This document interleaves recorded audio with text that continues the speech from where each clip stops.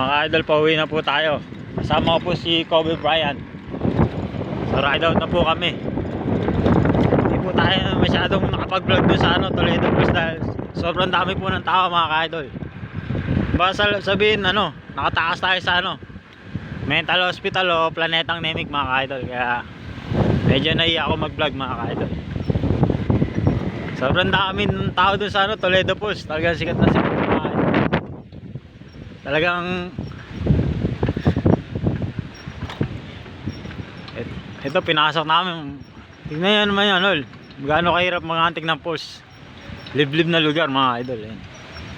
Kaganda ng view mga idol. Si Black Mamba meron dalang gulong kasi pang reserva na kayo mga idol. Para pag nabutasan kami, meron kami reserva mga idol.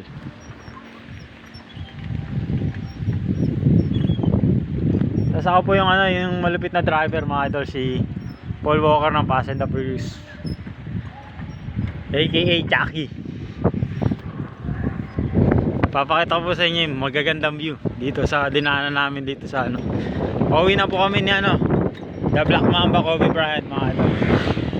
Malapit kong sports car mga idol. Ayan. Talagang dito puro gubat mga idol. Daming puno, gagandang tanawin mga idol.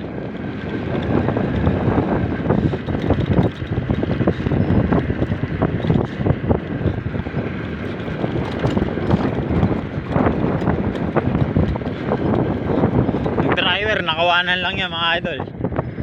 Tapos suot ko pa rin yung konyo kong tsinelas mga idol yan.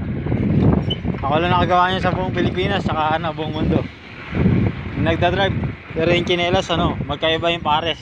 Tawag yan konyo. Yan tinatawag na konyo.